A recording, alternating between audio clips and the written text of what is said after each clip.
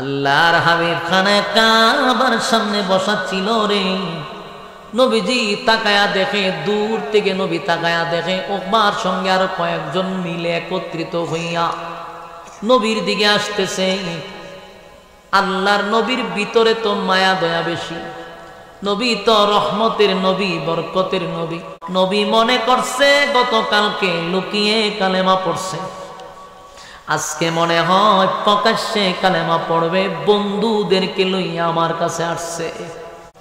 আল্লাহর নবীর সামনে গিয়া দাঁড়াইছে। নবীজি মুস্কি হাসি দেয়া কয়, উকবা কালেমা প্রকাশ্যে পড়ার জন্য বুঝি আসছ?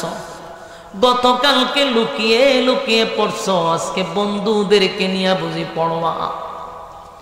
কিন্তু এর মধ্যে উকবা বলে, এ আব্দুল্লাহ পুত্র মুহাম্মদ, কালেমা পড়ার জন্য আমি আসি নাই, আমি কালেমা ফেরত দেওয়ার জন্য আসছি। তোমার কালেমা আমি মুসিবতে বইরা পড়ছি। এমন কথা যখন বলছে, আল্লাহর পয়গম্বর তার চেহারার দিকে তাকাইয়া অবাক দৃষ্টিতে নবী তাকায় আছে। কিন্তু এই যে বন্ধুদের কারণে উকবারে ডেকাইতেছে, এরপরের কাম কর। উকবা তার মুখ থেকে নবীর চেহারা মুবারকে তুতু মারছে। আরো জুড়ে আল্লাহর নবীর সুন্দর নুরানি চেহারার মধ্যে তুতু মারছে গো। এমন সুন্দর চেহারার মধ্যে কেমনে রে এমন কামটা করলি? আল্লাহর নবীর কলিজাটা যেন ব্যঙ্গে টুকরা টুকরা হয়ে গেছে। নবী তো দিল মাকা মহব্বত লইয়া, দিল ভরা মহব্বত লইয়া, ভালোবাসা নিয়ে সামনে আগাইল, আর সে কলিজা ভরা গিনা নিয়া নবীর চেহারায় থুতু মারল। আল্লাহর নবীর কলিজাটা যেন ব্যঙ্গে টুকরা টুকরা হয়ে গেছে। নবীজির চোখ দিয়া মুক্তার দানার মতো পানি গুলা ঝরতে লাগলো। এতটা কষ্ট পাইছে, কত আশা লইয়া তাদের সামনে আগায় গেছে রে। কেমনে রে তুই আমার নবীর চেহারার মধ্যে তুতু মারলি? আল্লাহর নবী চোখ দিয়া পানি পড়ে আর কই, উকবা কামড়া করলি কি? গতকালকে না আমি তোরে জান্নাতের টিকিট তোর হাতে দড়ায়া দিলাম, আজকে তুই আমার কাছে আইসা জান্নাতের টিকিট ফিরাইয়া দিলি। কেমনে করলি? আল্লাহর নবী কান্না শুরু করছে। এতটা কষ্ট আমার নবী পাইছে, দিলটা যেন টুকরা টুকরা কইরা বলাইছে। কুরাইশ বংশের একজন ব্যক্তির নাম হইল উকবা ইবনে আবু মুআইত। কুরাইশ বংশী তার জন্য দূর সম্পর্কে রাসূল চাচা ডাকত। সে ব্যবসা বাণিজ্য করত, তো সেও সিরিয়ায় ব্যবসা করে প্রচুর লাভ হয়েছে। সিদ্ধান্ত নিছে লাভ যেহেতু হয়ে গেছে গা, খানার পার্টি করবে। কারণ এরা তো এই জিনিসটা পছন্দ করত। খানার আয়োজন করছে। এখন দাওয়াত যে দিব লিস্টিত হয়েছে, দাওয়াতের প্রথম নামটা কারে দিবে? খাওয়াইব যেহেতু, তো একটা ভালো মানুষকে তো খাওয়াইতে হবে। গোটা মক্কায় তালাশ করে ভালো মানুষ কে হইতে পারে চিন্তা করে সিদ্ধান্ত নিয়ে দেখছে আব্দুল্লাহর পুত্র মুহাম্মদের চেয়ে ভালো মানুষ মক্কা নগরীতে নাই। এ কিন্তু কাফের, কিন্তু তার দিলে আসছে যে সে ভালো মানুষ নাই।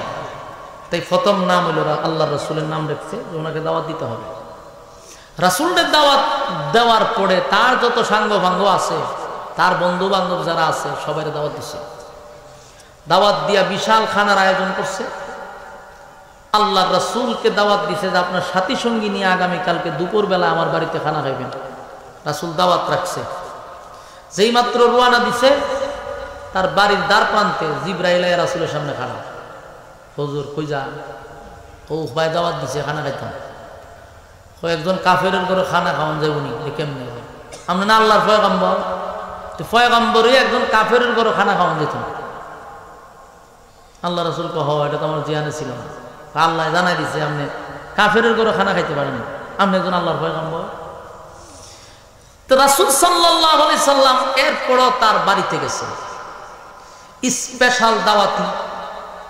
রাসূল সাল্লাল্লাহু আলাইহি সাল্লাম যাওয়ার পরে ওই এটার শীষ দেখেন, এটা শীষ বন্ধ করেন, নয়েজ বন্ধ করেন। তো রাসূল সাল্লাল্লাহু আলাইহি ওয়াসাল্লাম যাওয়ার পরে দস্তরখানা বিছায়া দিছে, আর সব দামি দামি মানুষদের সাথে যেটি চলে, আবু জাইল্লা, আবু লাহাব, উতবা, উতাইবা, যতটা আছে নষ্ট নষ্ট সব টিরা দাওয়াত দিছে। আর আল্লাহর রাসূলরে বসাইছে।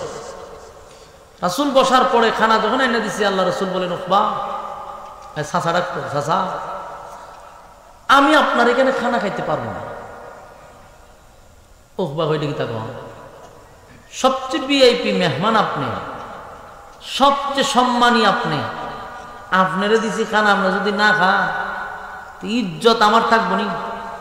দাওয়াত দিয়েছে, সবাই বসাইছি, আপনি যদি না খান তাহলে আমার ইজ্জত থাকবো কেমনে? আমি না নেতা হইতাম? আপনি চলে গেলে তো আমার মান সম্মান লয়ে টানাটানি করবে। এরকম কথাই কইেন না, আপনি আগে খানা খান।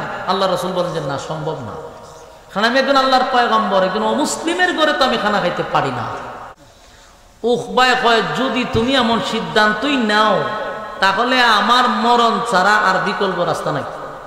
মান সম্মান নিয়ে এই কুরাইশ বংশে বাঁচার কোনো অধিকার নেই আমার।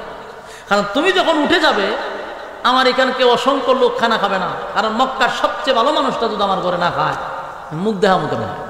আর আরবের একটা সিস্টেম ছিল, কেউ যদি আপনার ঘরে খানা না খাইয়া যায় তাহলে এটা শরম, মানুষ তারা তুতু দেয়, তাহলে এনে তাগিরি করবো কেমনে? এই লজ্জায়ার শরমে উকবা একবার নরম হয়ে গেছে, যে এই সিদ্ধান্ত তুমি নিতে পারো না বাতিজা, আমি তোমার দাওয়াত দিয়ে আনছি, সবচেয়ে ভালো মানুষ তুমি। কিন্তু রাসূলের বক্তব্য হইল, আমি একজন মুসলিমের ঘরে খানা খাইতে পারি না। আল্লাহ রাসূল কথা আমি যাই, কিন্তু উকবা কয় এটা কেন সম্ভব? কোনোভাবেই এটা সম্ভব না, কোনোভাবেই সম্ভব না। কিন্তু উকবা রাসূলকে থামাইতেছে। রাসূল পরে কয়, ঠিক আছে, আপনার যত ইজ্জতই যাইব, আপনি মুখ দেখাইতে পারতেন না, আপনি নেতা হইতে পারতেন না, তাহলে আমার একটা শর্ত আছে, খানা খাইতে পারি, শর্ত আছে। কি শর্ত? আপনি আমার সাথে কালেমা পড়তে হবে। রাসূল ডাইরেক্ট ঘোষণা দিয়ে দিয়েছে, আপনি যদি আমার সাথে পড়েন লা ইলাহা ইল্লাল্লাহু মুহাম্মাদুর রাসূলুল্লাহ সাল্লাল্লাহু আলাইহি ওয়াসাল্লাম, রাসূল ঘোষণা দিয়েছে কালেমা পড়বেন তো আমি খানা খাবো। আচ্ছা, কোন চায়? উকবায় খানার আয়োজন করছে, আর সাথে যদি বইয়ে দিছে মক্কার সবচেয়ে বড় বড় শয়তানের আগের শয়তান রেজেডি লড়াই সবচেয়ে বেশি ইডি লয়ে বইছে। যদি কালেমা পড়েও মুসিবত, এখন এই মুহূর্তে কালেমা না পড়লেও মুসিবত। কালেমা না পড়লে রাসূল খাইতো না, আর কালেমা পড়লে নেতা হইতে পারতো না, মক্কার চাপ সহ্য করতে পারতো না। পড়ছিনি মুসিবত। এটারা আপনারা সোনার গাড়, আপনার হবিগঞ্জের বাসায় হয় মাইনকার সিফাত করছে, ঠিক নেই? আল্লাহ নবী বলেন, প্রাণের চাচা, আমি কিন্তু আপনাকে ঘোষণা দিয়া দিলাম, একটা শর্তে খানা খাইতে পারি, যদি আমার সঙ্গে পড়েন লা ইলাহা ইল্লাল্লাহ, নেই কোনো মাবুদ আল্লাহ ছাড়া, মুহাম্মাদুর রাসূলুল্লাহ সাল্লাল্লাহু আলাইহি ওয়াসাল্লাম। আপনি যদি আল্লাহকে একত্ববাদী খোদার উপরে যদি ঈমান আনেন, আর আমি রাসূলকে রাসূল হিসাবে বিশ্বাস করেন, তাহলে আপনার ঘরে খানা খাবো, আর না হয় আমি আপনার কাছ থেকে এখন বিদায় নিব। উকবায় সিদ্ধান্ত নিয়ে দেখল, যদি কালেমা এই মুহূর্তে না পড়ি তাহলে মুহাম্মদ উঠে যাবে। মুহাম্মদ উঠে গেলে মান সম্মান দুলিশাত হয়ে যাবে, আমি চেহারা দেখাইতে পারবো না, মানুষ বলবে এত বড় মানুষ, এত ভালো মানুষটা তোর ঘরে খানা খায় নাই। এই মানুষের কাছে কি জবাব দিব? মান সম্মান বাঁচাইতে গিয়া উকবা বললেন, এ আব্দুল্লাহর পুত্র মুহাম্মদ, তুমি যাইতে পারবা না, আমার এখানে খানা খাইতেই হবে, প্রয়োজনে আমি তোমার কালেমা পড়ে ঈমান আনব। আল্লাহর নবীর কাছে উকবা কালেমা পড়ার জন্য রাজি হয়ে গেল গো। উকবারে আমার নবী কালেমা পড়ায়া দিল, লা ইলাহা ইল্লাল্লাহু মুহাম্মাদুর রাসূলুল্লাহ, কালেমা পড়ায় দিছে। যেই মাত্র কালেমা পড়ল হাবিবে কিবরিয়া এতটা খুশি হইলেন, খুশিতে আনন্দে নবীজি খানা খাইছে। সাধারণ জনগণ নয় রে, উনি তো একজন সর্দার, মক্কা নগরীর একজন প্রভাবশালী, কুরাইশ বংশের প্রভাবশালী একজন ব্যক্তি। এই লোকটা কালেমা পড়ার মানে হলো ইসলামের অনেক শক্তি বেড়ে যাওয়া। তাই হাবিবে কিবরিয়া দিনের স্বার্থে বড় খুশি, আনন্দের সহিত সাহাবীদেরকে লইয়া খানা খাইল। খানা খাওয়ার পরে পেট ভরে নবীজি সাহাবায়ে কিরামদেরকে লইয়া খানা খাওয়ার পরে হাসি খুশির মাধ্যমে বিদায় নিয়ে তার বাড়ির থেকে চলে গেছে। কিছুক্ষণ পরে নবী যাওয়ার পরে ওই উপস্থিত মেহমানদের মধ্যে কিছু লোক দাঁড়ায়া গেছে, দাঁড়ায়া বলে, ওহবা, দাওয়াত দিয়া আনলি আমাদেরকে খাওয়ানোর জন্য, খানার কথা বইলা আনলি, খানা খাইতে আসলাম, আইসা দেখি খানা খাওয়াইতে আনস নাই, কালেমা পড়বি এই জন্য আমাদেরকে আনছস। তুই যদি কালেমা পড়বি আমাদেরকে জানাইতি, এমনটা কেন করলি রে? খানার কথা বইলা আজকে প্রকাশ্যে তুই কালেমাটা পড়লি। এই কথা শোনার পরে উপস্থিত মেহমানরা রাগান্বিত হইয়া দাঁড়ায়া গেছে। এদের মধ্যে বড় বড় দুষ্ট লোকের মধ্যে 1 নাম্বার দুষ্ট লোক ছিল উবাই ইবনে খালফ, ওই বেলালের মনিব, যে বেলালরে মারতে মারতে লাল করত। বেলালরে কেন বেলালরে পিটাইতে পিটাইতে লাল করত? শুধু অপরাধ একটাই, কালেমা গ্রহণ করার কারণে এত নির্যাতন করছে উবাই ইবনে খালফ। আর এটা ছিল উকবার একেবারে ঘনিষ্ঠ বন্ধু, এমন বন্ধু, কলিজার বন্ধু। এই বন্ধু যখন রাগান্বিত হইয়া বলল, উকবা, তুই কালেমা পড়বি তো আমাদেরকে জানাইতি, ব্যবসা করস আমার সঙ্গে, যত কিছু করস সব তো তোর ব্যবসা বাণিজ্য আমার সঙ্গে, ওটা বসা চলাফেরা সব আমার সঙ্গে। দুস্থ রে, দুর্নীতি করলে দুর্নীতির একটা বাঘ তোর বাড়িতে আমি খামো পৌঁছায়া দিই। দুস্থ, গাঞ্জা যদি খাই, গাঞ্জার আড্ডায় তোরে নিয়ে খাই। বোতলও যদি খাই, বন্ধু তোরে সারা খাই না, বোতল তোরে লইয়া খাই। নারীবাজি, ফাঁকিবাজি, যত বাজি আছে সব তোরে লইয়া করি। আর তুই কালেমাটা পড়লি তো আমারে জানাইলি না, নিজে নিজে সিদ্ধান্ত নিয়ে এমন কাম করলি, বন্ধু মহলের মধ্যে একটা কষ্ট দিলি। সবাই রাগান্বিত হয়ে বলে, শোন, বাপ দাদার ধর্মের মধ্যে চনকালে মারছস, আমাদের কলিজায় আঘাত দিলি, এই আঘাত বরদাস্ত করার মতো না, এমনটা কেন করলি? দাওয়াত দিয়ে আনলি তো আনলি, আবার কালেমাটা পইরা আমাদেরকে শোনায়া দিলি। উকবা এমন মুসিবতে পড়ছে, সব বন্ধুরা একত্রিত হইয়া উকবারে বয়কট করছে। কয়, এমন বন্ধু আমাদের দরকার নাই, আজকে বন্ধু মহল থেকে ধরে বয়কট করলাম। দিছে বয়কট করে, বন্ধুরা বয়কট করছে। অপরাধ কি? কথা হয় না, কালেমা পড়ার অপরাধে বন্ধুরা তারে বয়কট করছে। খুব মনোযোগ দিয়ে শুনেন, বিশেষ করে ইয়ং জেনারেশন যারা আছেন, ওয়াজ কিন্তু তাদের জন্য, কিন্তু যাদের জন্য ওয়াজ করি তারা রাস্তাঘাটে আড্ডা মারে। মুরব্বীরা আইসা সামনে বয়ার, হুলামান সবটি ওই দিন রাস্তার দিকে দিয়ে ঘুরায়, ঘুরাইতে ঘুরাইতে এমন অভ্যাস হয়েছে, ওয়াজ মাহফিলও বুঝে না, এদিনও ঘুরাইবার সময় পায়। হ্যাঁ, ওয়াজ শুনবার সময় নাই, তোর কপাল তো টাটা পড়ছে কেমনে? তোর সারাটা বছরই তুই ঘুরাইলে, আড্ডাও মারলে, মোবাইলও টিপলে, 10-15 মিনিট 1 ঘন্টা মাহফিলে বইতো তোর মন চায় না। তোর কপাল কি পরিমাণ ফুটছে, তোর কপালও কি পরিমাণ টাটা পড়ছে। আমার যুবক ভাইরা, কথাগুলি দিলের কান লাগায় শুনেন। বিশেষ করে কেন বললাম যুবকদেরকে শোনা দরকার? কারণ এই জগৎটারে ধ্বংস করছে শুধুমাত্র কেবলমাত্র বন্ধু। বন্ধু সমাজ ধ্বংস করে দিচ্ছে। আজকে যত খারাপ কাজ হচ্ছে কোনো না কোনো বন্ধুর সাথে জড়িত, যত নেশাগ্রস্ত হচ্ছে সব বন্ধু কারণে জড়িত। কথা কই না দি? বন্ধু যদি খারাপ হন তাহলে দুনিয়াও ধ্বংস, পরকালও ধ্বংস। কথা কই না দি? আপনারা কি আমার কথায় বিরক্ত হইতেছেন? নিজের জেলা তো এই জন্য একটু কুদায় খাদায় কইতেছি, আপনারা না ভোলা ভান্ডিরে কইতেছি না, আপনারা মনে হচ্ছে আপনারা কুদাইতেছি ইন্নালি না, এই কথা ভাববি না।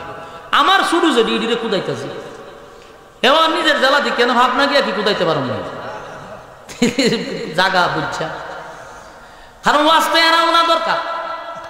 কিন্তু এটা দেখবেন গুড়া, এই গুড়া না দেখলে তো মাথাটা নষ্ট হয়ে যাবে, কেড়ে ঘুরাইতে তো মা বাবার কাছ থেকে কয়েছে আমি ওয়াজও যাইতে, মা বাবা 20 টাকা 30 টাকা দিছে, যা ফুট ওয়াজও যাইব, ওয়াজ শুনে বাবা মাথাও তাড়াতাড়ি দিছে, হে ওয়াজের নামে 30 টাকায় নিয়ে দোকানও বেসা খায়, আড্ডা মারে মধ্যে মধ্যে ঘুরায়, 12টার ঘরে ঘরে গিয়ে ওয়াজ থেকে আইছে। চিন্তা করছি নি কেমন বাটপাইটা করছে। আমার কথাগুলি দিলের কান লাগায় শুনেন। বন্ধুর কারণে সমাজ ধ্বংস। এই উখবা বন্ধুত্ব করছে কেমন জাহেলের সাথে, যে জাহেল হযরত বেলাল রে এত মার মারছে রে, এত মার মারছে, অপরাধ একটাই, কেন কালেমা পড়ছে। তাই সে রাগান্বিত হইয়া কয়, দুস্ত তুই দাওয়াত দিয়া আইনা কালেমা পড়ছ, আজকে দিয়ে তোর সাথে ব্যবসা বাণিজ্য সম্পর্ক, উঠা বসা চলাফেরা সব বাদ, চলাফেরা সব বাদ। সবাই যখন এরা বয়কট করে জাগা হে পড়ছে মহা মুসিবত, তে চলুন কেমনে, তে ব্যবসা করুন কেমনে, তে রাজনীতি করুন কেমনে, তে নেতৃত্ব দিমু কেমনে। কারণ বড় নেতা হইতে গেলে ফাতি নেতায় বড় নেতারে তেল মারতে হয়, তেল মারতে মারতে মারতে মারতে একটা সময় গিয়ে কোনো রকম একটা জায়গাত গিয়ে খার হয়, এরপর আবার এখান থেকে আরেকজনের তেল মারতে হয়, আবার আরেক জায়গায় যাই, তা করতে তো বড় নেতা মন লাগে। কথা বল না দেখি, তেল মারা ছাড়া কি বড় নেতা মন যা? তে উকবাই তো ওখানে নেতা হইতেছে না, বড় নেতার তেল মেরে মেরে চলতেছে, এরা সব মহিলা নেতা হইব, কিন্তু এর মধ্যে সমস্ত বন্ধু মহল তারা বয়কট করে দিছে।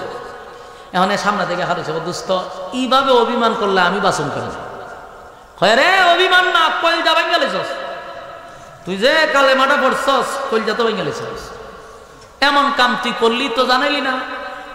ওখানে কি কই শুনেন, এখন দুস্থ কথা সত্য, আমি যে কালেমা পড়ছি আমি তো মুসিবত, আমি যে কালেমা পড়ছি সম্পূর্ণটা ছিল আমার একটা পলিটিক্স। নাউজুবিল্লাহ বাড়ি দিয়ে কবে চিন্তা করছেন নি? ওখানে বন্ধুদের ঠেলায় হয় আমি যে কালেমাটা পড়ছিলাম এটা পলিটিক্সের কালেমা। বলুন কিসের কালেমা? আরো জোরে, পলিটিক্সের কালেমা। এই পলিটিক্সের কালেমা পরিণাম লোক ১৫০০ বছর আগে যেমন ছিল এখনো আছে, কিয়ামত পর্যন্ত থাকবে। এই জন্য প্রথমে হয়েছি যে আমরা দেশের মানুষ কালেমা পড়ে পলিটিক্সে। এবার উকবা বলে, দোস্ত কালেমা পড়ছি তো পলিটিক্সের কালেমা পড়ছি। পলিটিক্সের কালেমা কিভাবে? কারণ আমি যদি তখন কালেমা না পড়তাম রে, মোহাম্মদ আমার বাড়িতে না খাইয়া চলে যেত, তখন আমি সমাজে কেমনে মুখ দেখাইতাম? মানুষ আমারে তুতু দিত, আমার ঘরে না খাই আব্দুল্লাহর পুত্র মোহাম্মদ চলে গেছে, তাই আমি তারে খাওয়ানোর জন্য বাধ্য হইয়া কালেমা পড়ছি। দোস্ত তোরা আমাকে ছেড়ে চলে গেলে, ওয়াদা দিলাম আমি কালেমা ছেড়ে দিলাম, তারপরেও আমার বন্ধুর দরকার। জুড়ে কর নাউজুবিল্লাহ। হ্যাঁ বন্ধু, চিন্তা করছে, বন্ধু পাওয়ার জন্য কালেমা ছেড়ে দিচ্ছে। কিন্তু এর যে দুস্থ যেটা উবাই ইবনে খালফ, এত শয়তান, একই হুন এইভাবে ঘোষণা দিলে যে আমি বিশ্বাস করুন, এটা মনে করছ কেমনে, এটা বাপসত কেমনে? মোহাম্মদের কালেমা একবার যে পড়ে জীবন দিতে প্রস্তুত, কালেমা ছাড়তে প্রস্তুত না, এটা বিশ্বাস করছে। এখন শুন, আমি বেলাল লালন পালন করছি, বেলাল আমার কাছে তাই কালেমা পড়ছে। এই খবর শোনার পরে আমি বেলালের নির্যাতন শুরু করলাম, এত নির্যাতন, কালো বেলালে মারতে মারতে মারতে আমি লাল করছি, কিন্তু বেলালের জবান থেকে কালেমা উঠায় নিতে পারি নাই। বেলালে আমি গলার মধ্যে রশি লাগাইছি, মরুভূমি দিয়া তার টানতে টানতে আমি নিয়ে গেছি, তারপরে সূর্যের দিকে তাকাইয়া বুকের উপর পাথর রাখছি, কিন্তু একবারের জন্য তার জবান থেকে আমি কালেমা বাদ দিতে পারলাম না, আমি ব্যর্থ। একটা পর্যায়ে তার জিব্বাটা টান দিয়া বাহির করে বেলালের জিব্বায় আমি প্যারাগ মারছি। এরপর বেলাল কালেমা ছাড়ে নাই। আর বন্ধু তোরে তো এখনো আমি বাদাম দেই নাই, বাদাম বুঝিনি, এখনো তোরা সাইজ করছি না, তোর উপরে তুফান শুরু হয়েছে না, তুফান শুরু বেড়াই তুই কালেমা ছেড়ে দিছ, এত সহজ ঘটনা কি? তা ঘটনা এই কেন? কারণ বেলাল যে কালেমা পড়ছে আমি সেই কালেমা পড়ি নাই, আবু বকর যে কালেমা পড়ছে সেই কালেমা আমি পড়ি নাই, ওমর যে কালেমা পড়ছে আমি সেই কালেমা পড়ি নাই, আমি তো পড়ছি পলিটিক্সের কালেমা। তাই মার দেওয়ার আগে কালেমা ছেড়ে দিছে। সব বন্ধুরা রাজি হয়ে গেছে, বাদ দে যাও, এবার হইছে কালেমা যদি ছেড়ে দিছে তাতে আমরা লোক অসুবিধা নেই। কিন্তু ওই যে বন্ধু একটা শয়তান, এ উবাই কয় এম নয়তো না, এ কইবারে মেনে নেবনি, আমার শর্তে তুই রাজি হইলি তারপরে তোর সাথে আবার বন্ধুত্ব শুরু হইব। হেও শর্ত জোড়াই দিছে। কি শর্ত? তুই মুহাম্মদের সামনে যাইবি, মুহাম্মদের মুখামুখি দাঁড়াইবি, দাঁড়াইয়া বলবি তোমার কালেমা ফেরত দিলাম। এখানে শেষ না, তুই আমাদেরকে কালেমা পইরা যেই পরিমাণ কষ্ট দিছ এর থেকে বেশি মুহাম্মদকে দিতে হবে। মুহাম্মদের সুন্দর চেহারার মধ্যে তুই থুথু মারবি। নাউজুবিল্লাহ। চিন্তা করেন বন্ধুর কারণে কতটুকু ক্ষতিগ্রস্ত উকবা। বন্ধু মহল টিকায় রাখতে গিয়া, বন্ধুর সাথে সম্পর্ক রাখতে গিয়া উকবা তার সমস্ত শর্তে রাজি হয়ে গেছে। নাউজুবিল্লাহ। চিন্তা করছেন কত বড় সম্ভক্ত, কত বড় নাফরমান হইলে পরে এমন শর্তে রাজি হইতে পারে রে। রাজি তো হয়েই গেল। উকবা বলল দোস্ত ঠিক আছে, যেমনি বলবি আমি এমনি মানতে রাজি, কিন্তু বন্ধু ছাড়তে পারবো না। রাজি গেছে। পরের দিন 4-5 জন একত্রিত হইয়া ওই উকবারে লইয়া খানায় কাবার দিকে রওনা দিছে। নবীর সামনে যাবে, কালেমা ফেরত দিবে, নবীর সঙ্গে বেয়াদবি করবে। আল্লাহর হাবিব খানায় কাবার সামনে বসা ছিল রে। নবীজি তাকায়া দেখে, দূর থেকে নবী তাকায়া দেখে উকবার সঙ্গে আরো কয়েকজন মিলে একত্রিত হইয়া নবীর দিকে আসতেছে। আল্লাহর নবীর ভিতরে তো মায়া দয়া বেশি, নবী তো রহমতের নবী, বরকতের নবী। আমার নবী সমস্ত জাহানের জন্য রহমত। আল্লাহ বলেন ওমা আরসালনাকা ইল্লা রাহমাতান লিল আলামিন। আমার নবী তো উভয় জাহানের জন্য রহমত, সবার জন্য রহমত, সমস্ত সৃষ্টি জগতের জন্য রহমত। তাই নবীর দিলটাও প্রশস্ত। নবী মনে করছে গতকালকে লুকিয়ে কালেমা পড়ছে, আজকে মনে হয় প্রকাশ্যে কালেমা পড়বে, বন্ধুদেরকে লইয়া আমার কাছে আসছে।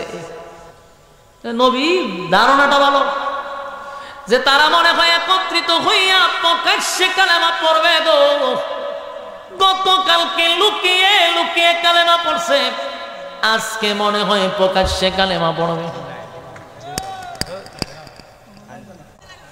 এটা হলো নবীর ধারণা। আর তারা আসতেছে প্রকাশ্যে দুশ্মনী নিয়া। নবী তাদেরকে দেখার পর ওইটা দাঁড়াইছে, দাঁড়ায় 1 পা 2 পা করে তাদের দিকে আগাইতেছে। নবী আগাইতেছে মহব্বত নিয়া, আর তারা আগাইতেছে দুশ্মনী নিয়া। এরা আগায় দুশ্মনী নিয়ে, আর পয়গম্বর আগায় মায়া মহব্বত নিয়া। আল্লাহর হাবিব তাদেরকে দেখার পরেই নবীর ধারণা ছিল মনে হয় কালেমা পড়বে, গতকালকে লুকিয়ে পড়ছে, আজকে প্রকাশ্যে পড়বে। এই ধারণার কারণে পয়গম্বর মহব্বতটা লইয়া সামনের দিকে আগাইতেছিল, আর তারা দুশ্মনী নিয়া সামনের দিকে আগাইতেছে। যেই মাত্র নবীর কাছাকাছি চলে গেছে, উকবা প্রথম নবীরে দূর থেকে একটু দেখছে। দেখার পরে নবীর সুন্দর চেহারাটা দেখা উকবার কলিজায় একটা মোচড় মারছে। কারণ উকবা কিন্তু ঠিকই নবীরে ভালো যাই না দাওয়াত দিছে, মহব্বত কইরা দাওয়াত দিছিল, কিন্তু বন্ধুদের পাল্লায় পড়ে এখন আসতে হইছে। উকবা বন্ধুদের পাল্লায় পড়ে হাবিবি কিবরিয়ার সামনে আসছে গো। মন থেকে চাইছিল না এমন বেয়াদবি নবীর সঙ্গে হোক, কিন্তু বন্ধুদের পাল্লায় পড়ে রাজি হয়ে গেছে। আল্লাহর নবীর সামনে গিয়া দাঁড়াইছে। নবীজি মুস্কি হাসি দেয়া হয়, উকবা কালেমা প্রকাশ্যে পড়ার জন্য বুঝে আসছ, গতকালকে লুকিয়ে লুকিয়ে পড়ছো, আজকে বন্ধুদেরকে নিয়ে বুঝি পড়বা।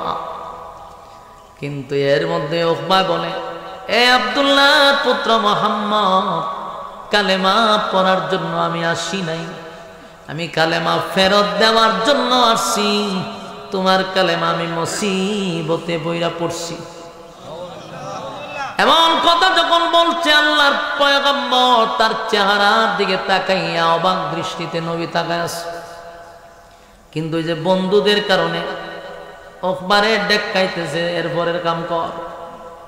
উকবা তার মুখ থেকে নবীর চেহারা মুবারকে তুতু মারছে। আরো জুড়ে আল্লাহর নবীর সুন্দর নুরানি চেহারার মধ্যে তুতু মারছে গো। এমন সুন্দর চেহারার মধ্যে কেমনে রে এমন কামটা করলি? আল্লাহর নবীর কলিজাটা যেন ব্যঙ্গে টুকরা টুকরা হয়ে গেছে। নবী তো দিল মাকা মহব্বত লইয়া, দিল ভরা মহব্বত লইয়া, ভালোবাসা নিয়ে সামনে আগাইল। আর সে কলিজা ভরা গিনা নিয়া নবীর চেহারায় তো মারল। আল্লাহর নবীর কলিজাটা যেন ব্যঙ্গে টুকরা টুকরা হয়ে গেছে। নবীজির চোখ দিয়া মুক্তার দানার মতো পানি গুলা ঝরতে লাগলো। এতটা কষ্ট পাইছে, কত আশা লইয়া তাদের সামনে আগায় গেছে রে। কেমনে রে তুই আমার নবীর চেহারার মধ্যে তুতো মারলি? আল্লাহর নবী চোখ দিয়া পানি পড়ে আর কই, উকবা কামড়া করলি কি? গতকালকে না আমি তোরে জান্নাতের টিকিট তোর হাতে দড়ায়া দিলাম, আজকে তুই আমার কাছে আইসা জান্নাতের টিকিট ফিরাইয়া দিলি। কেমনে করলি? আল্লাহর নবী কান্না শুরু করছে। এতটা কষ্ট আমার নবী পাইছে, দিলটা যেন টুকরা টুকরা কইরা বলাইছে। আল্লাহর নবীর চোখের পানি আমার আল্লাহ বরদাস্ত করতে পারে না। আল্লাহ ডাক দিয়া বলে, পয়গম্বর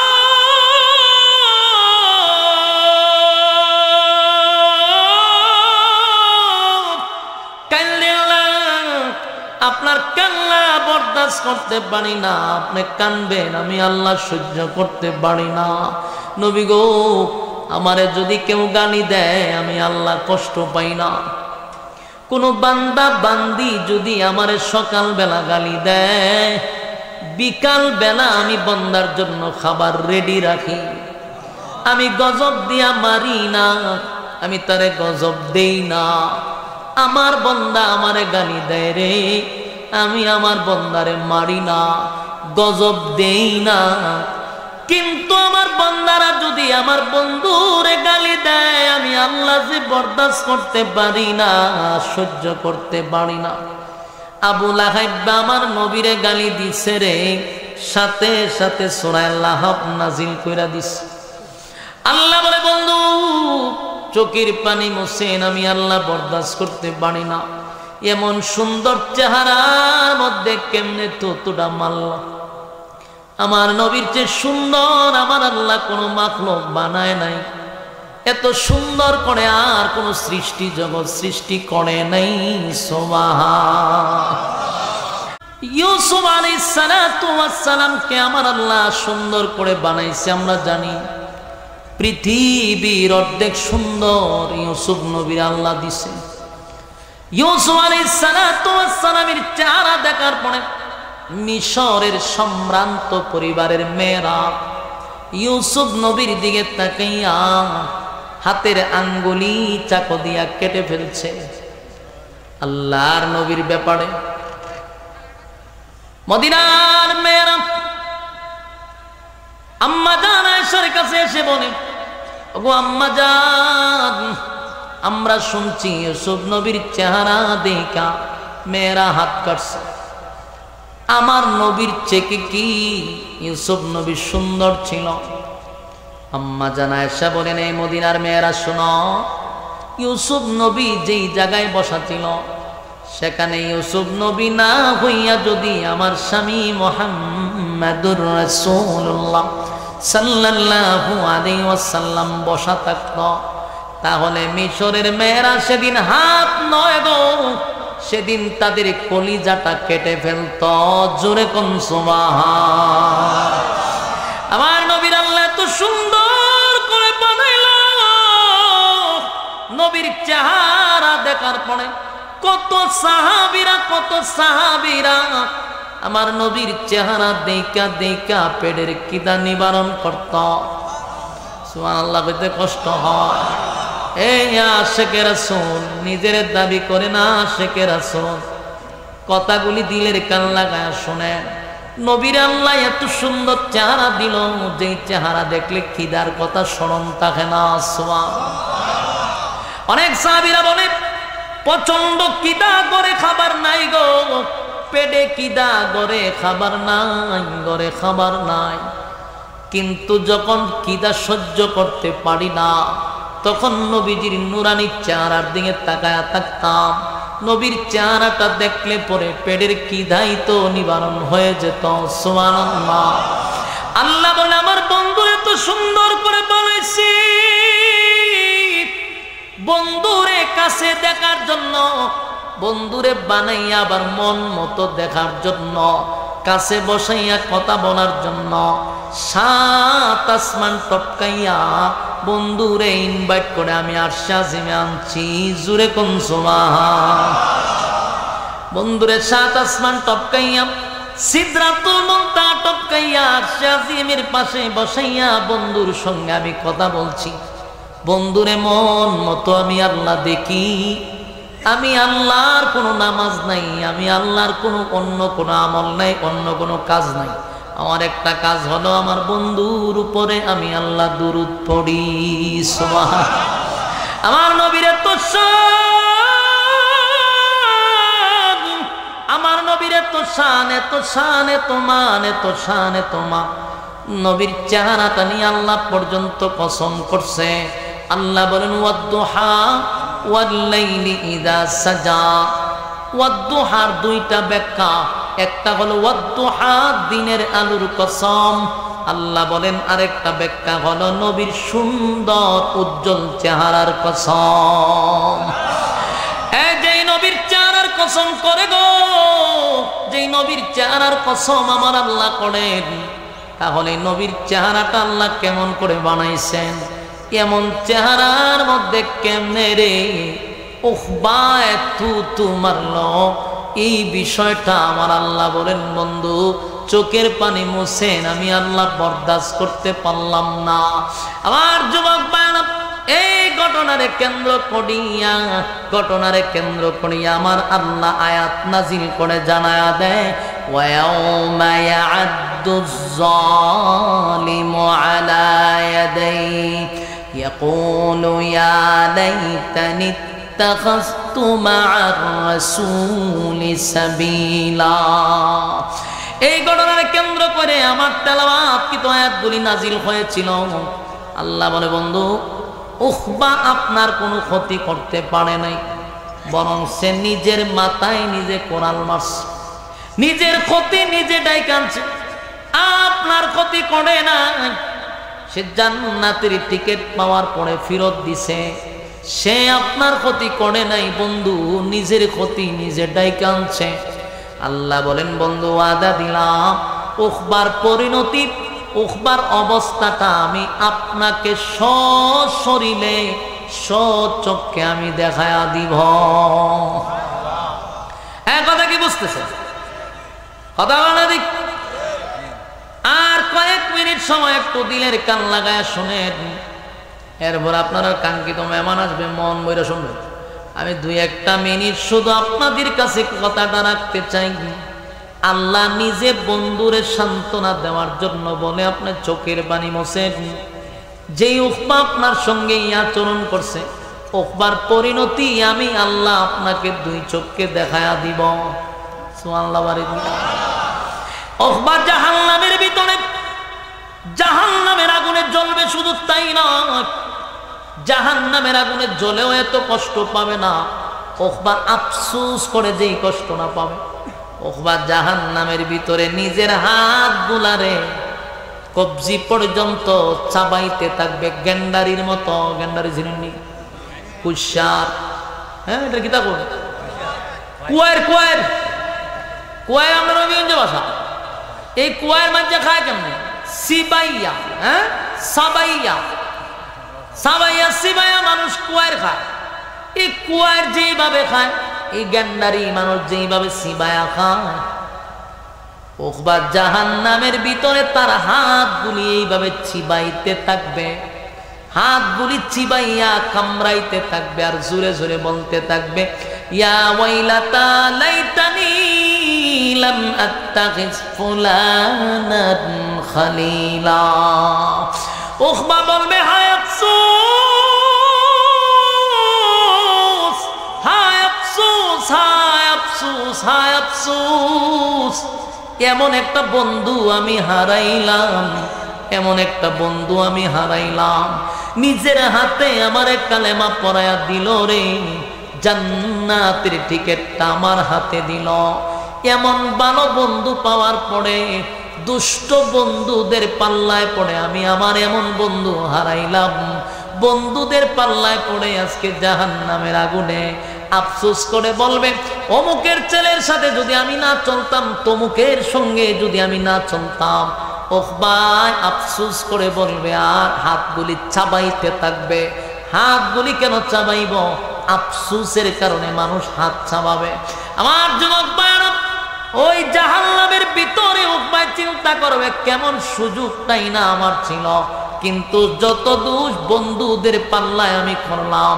বলুন তো দেখি, এই আয়াত নাজিল হয়েছিল ১৫০০ বছর আগে, এখন কি উখবা আছে? উখবা নাই। তাহলে আয়াতটা আছে না নাই? কিয়ামত পর্যন্ত কেন আয়াত রইল? কারণ কোরআন নাজিল হয় বিশেষ কোনো কারণে, তার হুকুম থাকে কিয়ামত পর্যন্ত। এই আয়াত শুধু উখবার জন্য নয়, উখবাই শুধু হাত চাবাবে এমনটা নয়। উখবার মতো বহু চুনার ঘাটের মানুষ, বহু মাতবপুরের মানুষ, বহু ডিস্ট্রিক্টের মানুষ জাহান্নামের ভিতরে পয়রা হাত ছাবাবে আর বলবে হায় আফসোস, হায় আফসোস, দুনিয়াতে যদি সুদখোরের সঙ্গে বন্ধুত্ব না করতাম, দুনিয়াতে যদি আমি ঘুষখোরের সঙ্গে বন্ধুত্ব না করতাম গো, হায় আফসোস, আমি যদি বেনামাজির সঙ্গে বন্ধুত্ব না করতাম, হায় আফসোস, বেপরদাওয়ালার সঙ্গে যদি না চলতাম, নেশাগ্রস্ত বন্ধুর সঙ্গে যদি জীবন না কাটাইতাম, এমন ভাবে চিৎকার দিয়া বলবে হায় আফসোস, অমুকের ছেলের সাথে যদি আমি না চলতাম, আজকে আমার এমন পরিণতি হতো না।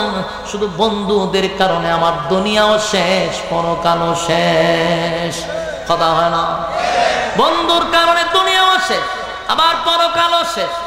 এই দুনিয়ার বন্ধুত্বের কারণে দুনিয়া শেষ, পরকালও শেষ। এমন বন্ধু আমাদের আছে না নাই? কথা হয় না? আপনারা এই প্যান্ডেলের ভিতরে আসেনি, প্যান্ডেলের বাইরে আসেনি। অসংখ্য বন্ধুর কারণে বিড়ি খাওয়া শিখছে, বন্ধুর কারণে বোতল খাওয়া শিখছে, বন্ধুর কারণে ইফটিজিং করা শিখছে। কথা হয় না? যারা বিড়ি খায় বুকে হাত দিয়া কন্ত দেখি, বিড়ি কি মা বাবায় শিখাইছে? ছোটবেলায় 7 বছরের সময় সিগারেটের প্যাকেট আইন নামের মুখে ধরাই দিছে বাপে, বাবা একটা টান ধরতে দেখি, মাশাল্লাহ এই তো আমরা বাবায় ফারে ওই আততালি দিছে যে বাবু ফারে, তুই শিখাইলো কেটা? আম্মায় শিখাইছে, চাচায় শিখাইছে। তাহলে আত্মীয় স্বজন কেউ আমাদেরকে সিগারেট খাওয়া শিখাইলো না, এই কামটা করাইলো কেটা? বলে এটা বন্ধু। কথা হয় না? দিই শিখাইছে কে? কোনো না কোনো বন্ধু যারা সিগারেট খায় দেখবেন তাদেরকে জিজ্ঞাসা কইরা কোনো না কোনো বন্ধুর পাল্লায় পড়ে এটা শিখছে। কথা হয় না? আর এটার এমন পাওয়ার, মাহফিল থেকে উঠটা গিয়া প্যান্ডেলের বাইরে টান দিয়া 2টা টান দিয়ে ফালাই দিয়া বাড়ায়, এটা ভালো আছে তো? এটা টান না লইয়া যায় প্যান্ডেলের বাইরে, ওখান থেকে 2টা টান মেরে দিয়ে আর ভাড়ায় আবার ভয় ওটা সাথে রয়েছে। তাহলে এটা শিখলো, বন্ধুত্ব শিখছে। কথা হয় না? এখন যে পোলাপান নেশাগ্রস্ত, অন খায় ট্যাবলেট, বাবা বলে খা, এই বাবা খায়, ইয়াবা খায়, ট্যাবলেট খায়, এটা মা বাবায় শেখায় না, আত্মীয় স্বজন শেখায় না, এটা বন্ধু। কথা হয় না? বন্ধু। কথা হয় না? আমার যুবক ভাইরা, যদি বন্ধু ভালো হয় তাহলে দুনিয়াও সাকসেস, পরকালেও সাকসেস। বন্ধুরা যদি দিনদার হয়, বন্ধুরা যদি নেককার হয়, এই বন্ধুর কারণে আপনি জান্নাত পাবেন, বন্ধু খারাপ হইলে বন্ধুর জন্য জাহান্নামে যাবে। বিষয়টা স্বাভাবিক না, বিষয়টা সাধারণ মনে করবেন না। বন্ধু হয় জান্নাতে নিবে, না হয় জাহান্নামে নিবে। এমন বন্ধুত্ব আমরা করব যেই বন্ধুর হাত ধরে জান্নাতে যেতে পারি। কিয়ামতের ময়দানে অনেক মানুষ হাসরের মাঠে দাঁড়াবে, দাঁড়ায় একটা চিৎকার দিবে, চিৎকার দিয়া বলবে, মালিক, আমার জীবনে কোনদিন আমি সুদ খাই নাই গো, আমার জীবনে আমি ঘুষ খাই নাই, আমি জেনা করি নাই, কিন্তু আমার পাশে বেনামাজি দাঁড়ায় আছে, আমার পাশে সুদখোর দাঁড়ায় আছে। আল্লাহ এমনটা কেন হয়ে গেল? আল্লাহ কয়, বান্দা আমিও জানি সুদ খাস নাই, ঘুষ খাস নাই, কিন্তু এই সুদখোর আর ঘুষখোর তোর কলিজার বন্ধু ছিল। সুদখোর ছাড়া দুনিয়ায় চলতে পারছত না, তাই যার সাথে যার মহব্বত তার সাথে তার কিয়ামত। কথা বলেন। আর বন্ধু কি আপনারা চেঞ্জ করবেন? বন্ধু ভালো এবার সিদ্ধান্ত আছেন, বন্ধু ভালো এবার সিদ্ধান্ত আসেনি না? ইয়া বাসা ভালোই চলবেন, বেনামাজি লয়ে চলবেন, সুদখোর ঘুষখোর এমন বন্ধুর দরকার নাই। যেই বন্ধু আপনাকে টেনে টেনে জাহান্নামে নিয়ে যায়, এমন বন্ধুর আমার দরকার নাই। আমার যুবক ভাইরা, উকবা কিন্তু আসলেই কালেমা পড়ছিল। কথা হয় না? কালেমা কিন্তু পড়ছিল, কিন্তু উকবা জাহান্নামী হইল শুধু বন্ধুর কারণে, বন্ধুর কারণে, বন্ধুর কারণে। এই জন্য আপনাদেরকে বলি, দুনিয়াতে বন্ধু বানাইবেন গ্রামের সরল সোজা 5 ওয়াক্ত নামাজি এমন লোকরে বন্ধু বানাইলে আর হাসরের মাঠে আফসোস করতে হবে না। এই মানুষগুলি বলবে, হায় আফসোস, আমার বন্ধু যদি মসজিদের মুয়াজ্জিন হইতো তাও ভালো ছিল রে, আমার বন্ধুটা যদি ইমাম সাহেব হইতো তাও ভালো ছিল, আমার বন্ধু যদি আমার আলেম হইতো কত না ভালো ছিল, তার সঙ্গে আমি হাসরের মাঠে দাঁড়াইতাম, নামাজি ব্যক্তির সঙ্গে আমি দাঁড়াইতাম। আফসোস করবে আর হাতগুলি কামড়াইতে থাকবে। আমার যুবক ভাইরা, তাই বন্ধুর ক্ষেত্রে সাবধানতার দরকার আছে না? না, আল্লাহর নবী বলেন, উকবা যখন নবীর সঙ্গে এমন বেয়াদবি আচরণ করছে, আল্লাহ আয়াত নাজিল করে তো জানায়া দিল, কিন্তু নবীর জবান দিয়ে একটা কথা বাহির হয়ে গেছে, বলবো আইছে হাজার 1 মিনিট বলো যায় ভাই।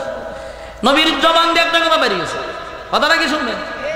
আল্লাহর নবী উকবা, এমন আচরণ আমি তোমার কাছ থেকে আশা করি নাই, এমনটা করলা আমার কলিজাটা ভেঙ্গে দিলা, কত না আশা লইয়া তোমার সামনে দাঁড়াইলাম, তুমি আমার সঙ্গে এমন বেয়াদবি করলা। আল্লাহর পয়গম্বর উকবারে বলল, উকবারে তুই মক্কার এরিয়ার বাহিরে কোনোদিন যাবি না, আমি নবী তোরে সতর্ক করলাম, যদি মক্কার বাহিরে যাস তাহলে বলে দিলাম তোর কল্লা থাকবে না। কি বুঝলেন?